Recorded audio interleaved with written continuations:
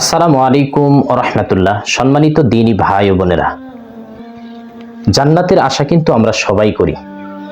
তো মাত্র 4টি কাজ করলে আপনি শান্তিতে আল্লাহর জান্নাতে প্রবেশ করতে পারবেন। লা হিসাবা ওয়ালা আযাবা, হিসাব ছাড়াই, আল্লাহর আযাব ছাড়াই আপনি শান্তিতে আল্লাহর জান্নাতে প্রবেশ করতে পারবেন। আল্লাহ রাসূল সাল্লাল্লাহু আলাইহি ওয়াসাল্লাম বললেন যে 1 নাম্বার হচ্ছে আফসুস সালাম, যে তোমরা সালামের কাব্য বেশি বেশি প্রচলন করো, বেশি বেশি তোমরা মানুষকে সালাম দাও। 2 নাম্বার ওয়াতিআমুত তুআম, ক্ষুধার্ত ব্যক্তিকে খাদ্য খাওয়াও। 3 নাম্বার ওয়াসিলুল আরহাম, আত্মীয় স্বজনের সাথে ভালো ব্যবহার করো। 4 নাম্বার ওয়াসাল্লু ওয়ান নাসু নিয়াম, যখন মানুষ ঘুমিয়ে যায় রাত্রি জেগে জেগে তাহাজ্জুদের সালাত আদায় করো। আল্লাহ রাসূল সাল্লাল্লাহু আলাইহি ওয়াসাল্লাম বললেন এই 4টি কাজ করলে তাদখুলুল জান্নাতা বিসালাম, রাওয়াহু তিরমিজি, ওই ব্যক্তি শান্তিতে আল্লাহর জান্নাতে প্রবেশ করবে। সুবহানাল্লাহ, সুবহানাল্লাহ।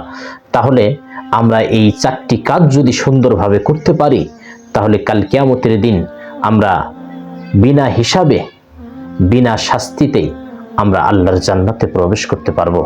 আল্লাহ এই 4টি কাজ সুন্দরভাবে করার তৌফিক দান করুক। সকলে বলি আল্লাহুম্মা আমিন। আসসালামু আলাইকুম ওয়া রাহমাতুল্লাহ।